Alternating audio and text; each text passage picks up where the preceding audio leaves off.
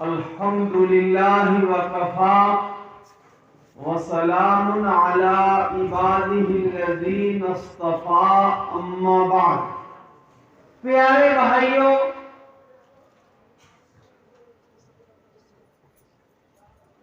مدرسہ اسلامیہ عروج الاسلام احمد نگر کا سالانہ اجلاس ایسے وقت منعقد ہو رہا ہے کہ یہ ماہ رجب ہے اور ماہ رجب کی بھی 27ویں تاریخ ہے۔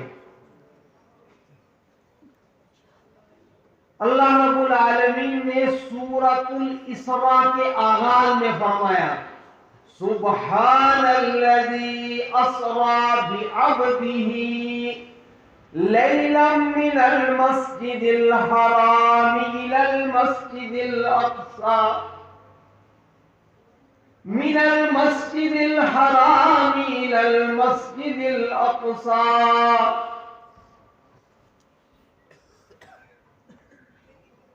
اس سورہ مبارکہ کے آغاز میں جس واقعے کو بیان کیا گیا ہے، جس واقعے کی طرف اشارہ کیا گیا ہے، اس کو حدیث اور سیرت پاک کی کتابوں میں واقعہ اسراء یا واقعہ معراج کہا جاتا ہے۔ جب رسول اکرم صلی اللہ علیہ وسلم نے راہ خدا میں اپنی وفا کی معراج دکھا دی تو اب اللہ رب العالمین نے آپ کو معراج پر بلایا۔ سبحان الذی اسری بعبدہ، پاک ہے وہ ذات جس نے راتوں رات سیر کرائی بعبدہ، کس کو سیر کرائی؟ اپنے بندے کو سیر کروائی۔ غلط کہتے ہیں وہ لوگ جو کہتے ہیں کہ صرف نبی صلی اللہ علیہ وسلم کو روحانی معراج ہوئی۔ روحانی معراج تو ہوتی ہی تھی نبی صلی اللہ علیہ وسلم کو، روح محمد صلی اللہ علیہ وسلم کو معراج حاصل نہیں ہوگی، روحانی تو کسے ہوگی؟ لیکن یہ معراج جسمانی تھی، یہ معراج جسمانی تھی۔ آپ جسد اطہر کے ساتھ، جسم اقدس کے ساتھ بارگاہ خداوندی میں حاضر ہوئے۔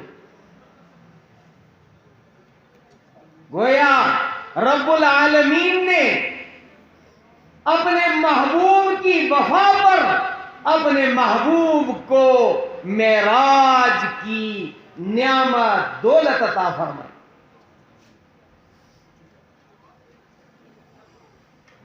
اس واقعے کے دو حصے ہیں۔ ایک حصہ وہ ہے کہ ام ہانی کے گھر یا حتیم کعبہ سے بیت المقدس تک رسول اکرم صلی اللہ علیہ وسلم ام ہانی یا حتیم کعبہ میں آرام فرما رہے تھے۔ حضرت جبریل علیہ السلام تشریف لائے، آپ کو بیدار کیا، فرمایا، آپ کا سینہ مبارکہ چاک کیا، الم نشرح لک صدرک۔ آپ کے سینہ مبارکہ کو چاک کرنے کے بعد علم و حکمت کو آپ کے سینہ مبارکہ میں بھرا گیا۔ حضور اکرم صلی اللہ علیہ وسلم کا سینہ مبارکہ منبع رشد و ہدایت تھا۔ اس کے بعد ایک سواری جس کا نام براق تھا وہ حاضر کی گئی۔ براق مشتق ہے برق سے، بجلی۔ اس پر آپ صلی اللہ علیہ وسلم کو سوار کیا گیا، اور سوار کرنے کے بعد وہ براق اتنی تیز رفتار تھی کہ اس کا ہر قدم حد نگاہ پر پڑتا تھا۔ بیت المقدس اور کعبۃ اللہ کے درمیان جو سفر ہوا ہے جسے سفر اسراء کہا جاتا ہے، آتے ہوئے یا جاتے ہوئے نبی اکرم صلی اللہ علیہ وسلم نے فرمایا مررت علی موسیٰ عند الکثیب الاحمر وہو قائم یصلی فی قبرہ، کہ میں ریت کے سرخ ٹیلے کے پاس سے گزرا اور میں موسیٰ علیہ السلام کو دیکھتا ہوں کہ وہ اپنی قبر کے اندر نماز پڑھ رہی ہے۔ اس کے بعد رسول اکرم صلی اللہ علیہ وسلم جب بیت المقدس تشریف لے گئے تو تمام انبیاء علیہ السلام وہاں حاضر تھے۔ رسول اکرم صلی اللہ علیہ وسلم وہاں پہنچے، صفیں بن گئی نماز کے لیے۔ جب سے کائنات وجود میں آئی ہے اس سے زیادہ خوبصورت کوئی مجمع نہیں ہو سکتا، جہاں سارے انبیاء علیہ السلام جمع ہوں۔ صفیں بن گئیں، آدم علیہ السلام ہے، نوح علیہ السلام ہے، ابراہیم علیہ السلام ہے، حضرت اسماعیل ہے، یعقوب ہے، یوسف ہے، موسیٰ ہے، عیسیٰ ہے، اسحاق ہے، شیس ہے علیہم السلام۔ یہ مقدس جماعت ہے۔ آج امامت کون کرے گا؟ آج پیشوائی کون کرے گا؟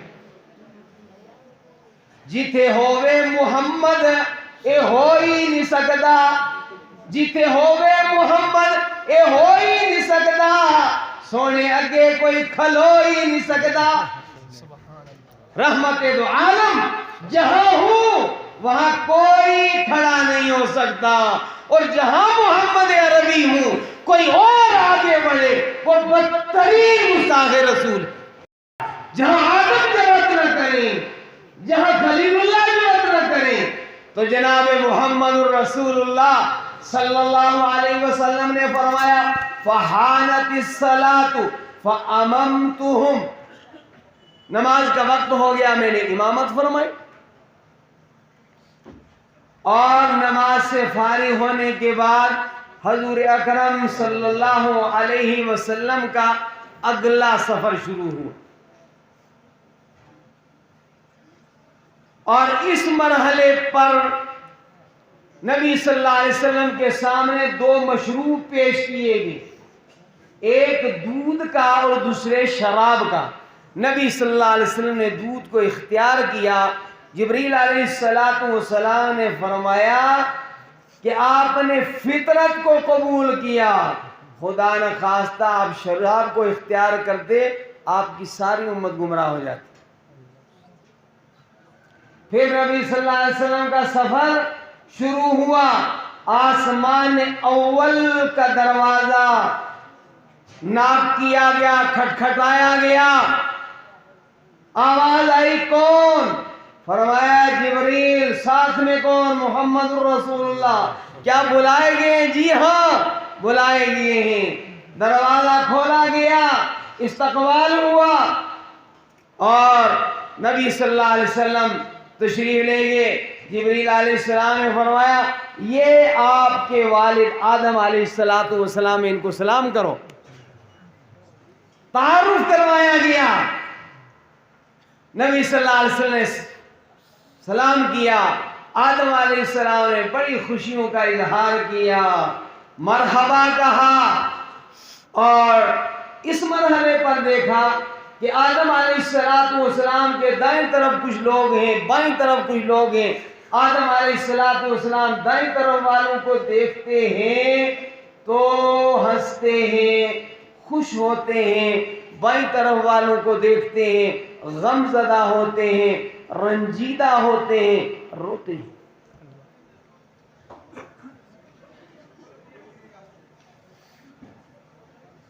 حضور اکرم صلی اللہ علیہ وسلم نے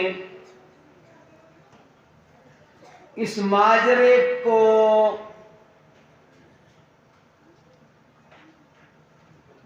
حل کرنے کے لیے جبریل علیہ السلام سے پوچھا۔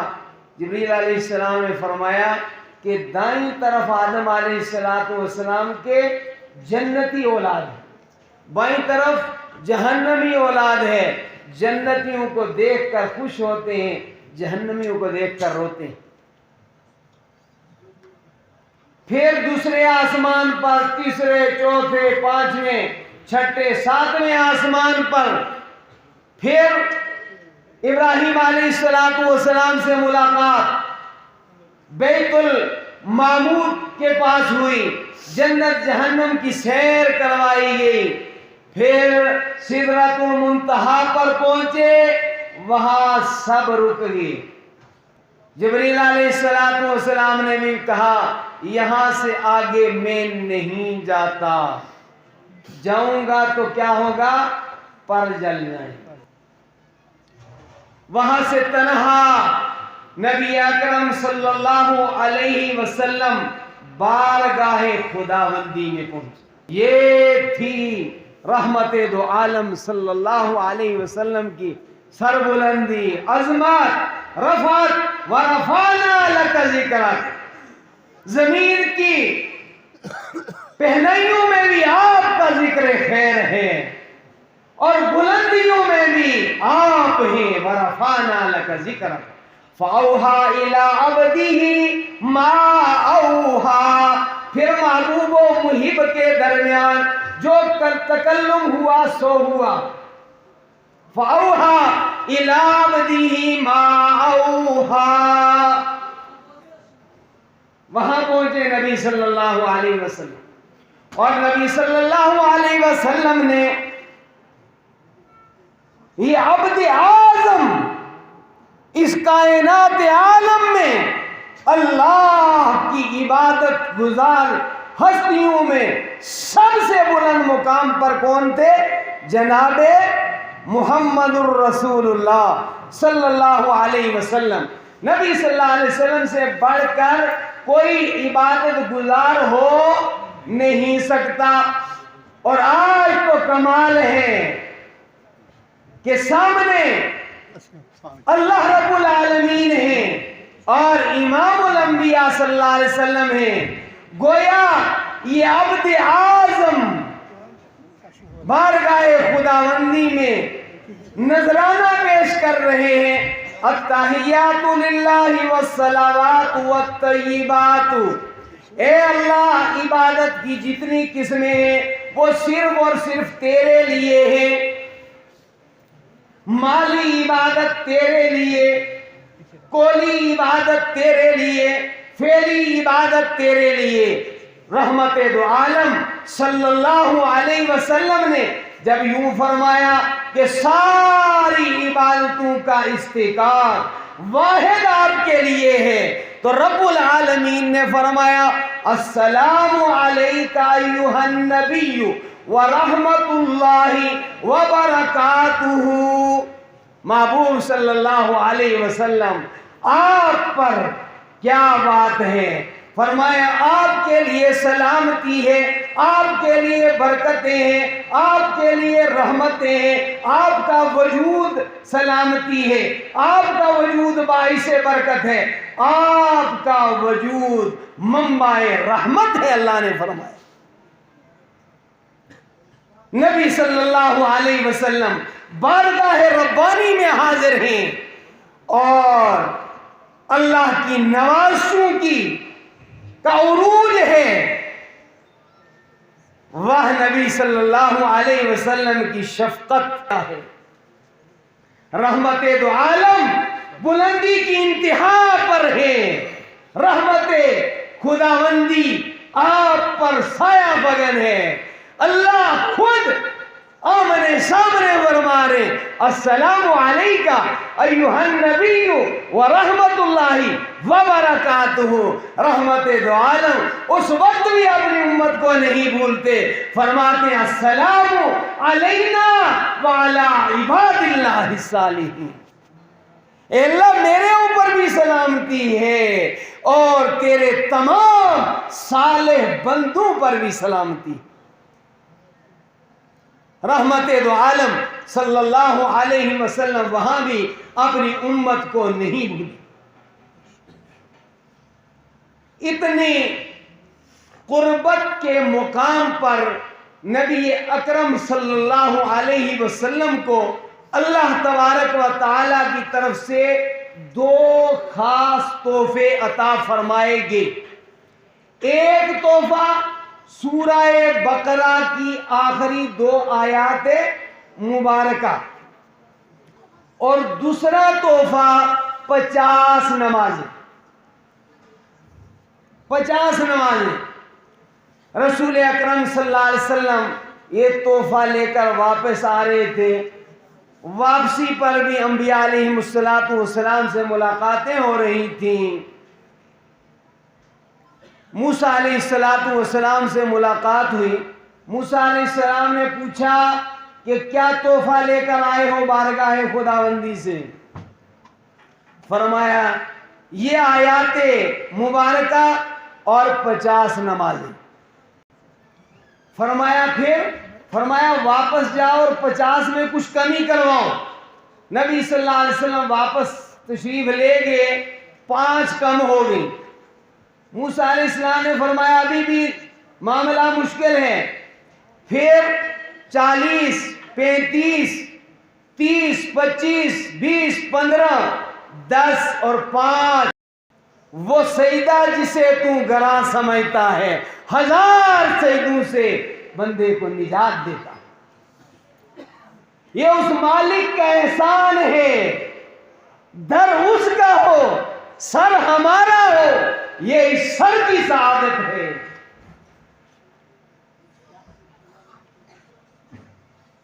جو سر مسجود حقیقی معبود حقیقی کے در پہ نہ گزرے وہ سر ہو ہی نہ ہو, یہی بہتر ہے. سر ہے ہی اسی لیے, سر کو عظمت ہی اسی لیے حاصل ہے کہ وہ ایک معبود حقیقی مسجود حقیقی کی بارگاہ میں جھکتا ہے. نبی اکرم صلی اللہ علیہ وسلم کا یہ واقعہ معراج ہمیں اہتمام نماز کی دعوت دیتا ہے. میرے بھائیوں, نماز کے معاملے میں غفلت, نماز کے معاملے میں لاپرواہی یہ کوئی معمولی بات نہیں ہے. نماز نہ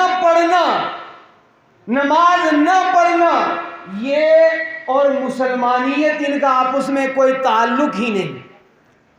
میں اہتمام نماز کے متعلق 2 قرآن پاک کے حوالوں پر اپنی بات کو سمیٹنے کی کوشش کروں گا. نماز تحفہ معراج ہے. قرآن پاک کے اندر جو منافقین کی علامات بتائی گئی ہیں. کس کی علامات؟ منافقین کی. ہم تو جس سے ہمیں تھوڑا بہت اختلاف ہو جائے اس کو کہتے ہیں یہ منافق ہے. قرآن کی تعلیم کی روشنی میں کسی پر حکم لگاؤ. قرآن نے منافق کی جو علامات بیان کی ہیں ان میں ایک علامت ہے اذا قاموا الی الصلاۃ قاموا کسالى. فرمایا منافق کی ایک علامت یہ ہے کہ وہ نماز سستی سے پڑھتا ہے. یعنی نہ پڑھنا یہ منافق کی علامت نہیں, نماز پڑھتا ہے مگر سستی سے پڑھتا ہے تو قرآن نے اسے کیا کہا؟ یہ منافق ہے. یہ کون ہے؟ منافق. اب جو نہ پڑھے اس کو کیا کہیں گے آپ؟ تو سارے خود دیکھ لیں, دوسرے کے فتوے کا انتظار نہ کریں. قرآن نے کہا جو بندہ سستی کے ساتھ نماز پڑھے وہ کیا ہے؟ منافق. دوسری بات قرآن پاک کے حوالے سے فرمایا 3 بندوں کے صدقات اللہ تعالیٰ قبول نہیں فرماتے. 3 بندوں کے, جو قرآن کے حوالے سے کہہ رہا ہوں, سورۃ الانفال میں فرمایا ایک اس بندے کا صدقہ قبول نہیں ہوتا جو نماز پڑھتا ہے. یہ نہیں کہ نماز نہیں پڑھتا, نماز پڑھتا ہے مگر سستی سے پڑھتا ہے. اب جب سستی سے پڑھنے والے کے لیے یہ وعیدات ہیں تو نہ پڑھنے والے کا کیا حال ہوگا جی؟ اس لیے اور نبی صلی اللہ علیہ وسلم کو نماز کتنی محبوب تھی. آپ صلی اللہ علیہ وسلم فرماتے تھے یا بلال اقیم الصلاۃ, अरिहना बिहा, बिलाल नमाज कायम करो और नमाज कायम करके मेरी आंखों को ठंडक पहुंचाओ। नमाज का एहतमाम करने वाला रहमत दो आलम सल्लल्लाहु अलैहि वसल्लम की आंखों की ठंडक है। नबी सल्लल्लाहु अलैहि वसल्लम के हाजिर बाश बहुत सारे खुद्दाम थे। उन खुद्दाम में एक खादिम है अनस बिन मालिक रजी अल्लाह ताला अन्हु। एक दिन नबी सल्लल्लाहु अलैहि वसल्लम बहुत खुश हुए। कुछ औकात होते हैं अपने बुजुर्गों से दुआएं लेने की, वालिदैन से, असातिज़ा से, बुजुर्गों से। नबी सल्लल्लाहु अलैहि वसल्लम ने अनस बिन मालिक से फरमाया कि तुम अपनी किसी ज़रूरत का इजहार करो, मैं अल्लाह ताला से तुम्हारे लिए मांगता हूँ और इंशाअल्लाह अल्लाह ताला कबूल फरमाएंगे। उन्होंने फौरन कहा, या रसूल अल्लाह सल्लल्लाहु अलैहि वसल्लम, मैं जन्नत में आपकी रफ़ाकत मांगता। नबी सल्लल्लाहु अलैहि वसल्लम ने फरमाया शायद इसने जल्दी कर ली। नबी सल्लल्लाहु अलैहि वसल्लम ने मौका दिया और फरमाया अब गैर ज़ालिक, इसके अलावा तुम्हारी कोई और चाहत हो उसका भी तुम तज़किरा कर सकते हो। सहाबी ने क्या कहा, हुवा ज़ाका, बस ये तमन्ना पूरी हो गई तो सब कुछ मिल गया, दो जहां की सआदत मिल गई।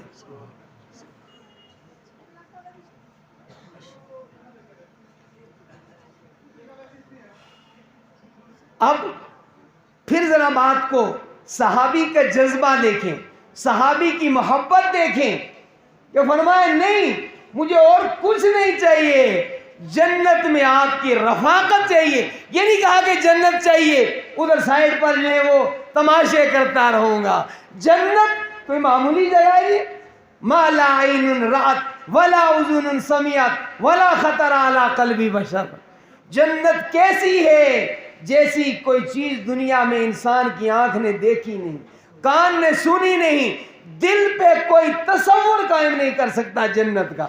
जन्नत तो जन्नत है। सहाबी का अंदाज ये बता रहा है कि अगर ए महबूब कुल जहां जन्नत मिल भी गई, आपकी सोबत रफाकत न मिली तो जन्नत भी में भी हमें लुत्फ नहीं आएगा। अब नबी सल्लल्लाहु अलैहि वसल्लम ने आगे से क्या फरमाई है, नहीं सब टेक मिल गई। बड़ी जरअत की बात है, बड़ी जसारत की बात है। हम सारी जन्नत पर कब्जा कर लेते हैं कि सारी जन्नत हमारी है जी। और इससे बड़ी जसारत की बात यह है जो ना आकबत अंदेश जन्नत बांटते फिरते हैं। अरे जन्नत अल्लाह की है, जन्नत अल्लाह की है, जन्नत का मालिक अल्लाह है, जन्नत अल्लाह अता फरमाएंगे। वो वहां तुम टांग लेकर खड़े हो जाओ, इनको नहीं जाने देना, हमें जाने देना। और वैसे मुझे याद आ गई, टाइम ही मेरा पूरा हो रहा है। डॉक्टर आइज़ अल करनी जो है सऊदी अरब के एक बड़े खतीब हैं। जैसे किसी मुल्क में बड़े खुतबा मशहूर होते हैं मुल्क गिर सदा के, और वो तो आलमी सदा के मुकर्रिर हैं और मुसन्निफ भी हैं। मिलियन के हिसाब से उनकी किताबें अरबी के अंदर जो हैं वो नशर हुई हैं। डॉक्टर आइज़ अल करनी दारुल देवबंद तशरीफ़ लाए थे। दारुल देवबंद के तलबा को खिताब फरमाया और उसमें फरमाया कि भाई मुसलमानों को इत्तिहाद से रहना चाहिए। और उस पर उन्होंने बड़ी खूबसूरत बात फरमाई। फरमाने लगे कि आजकल दुनिया के अंदर किसी जमात वाले होते हैं 5, 10, 20 हज़ार, लाख, 2 लाख, तो कहते हैं जन्नती हम ही हैं, बाकी कोई जन्नती, और बाद तो कसमें खाते हैं। ठीक है, फरमाने लगे उनसे ये कहना कि हदीस पाक में जन्नत के 8 दरवाजे, कितने, और एक दरवाजा इतना बड़ा है जितना सनआ से यमन तक का मुल्क, एक इतने बड़े बड़े 8 दरवाजे हैं। अगर यही एक पार्टी भेजनी होती तो इतने बड़े दरवाजों की क्या जरूरत थी? अल्लाह हर कलमागो को जन्नत में ले जाए, जिसमें जो कमी खामी है अल्लाह उसे माफ फरमाए। दिल कुशादा रखो, میں کیا عرض کر رہا ہوں؟ اللہم صلی اللہ علیہ وسلم. جی ہاں رفاقت. تو صحابی نے جنت میں نبی صلی اللہ علیہ وسلم کی رفاقت مانگی تو یہ نہیں نبی صلی اللہ علیہ وسلم فوراً کہہ دیا کہ بس ٹھیک ہے آج سے تو جنتی ہے.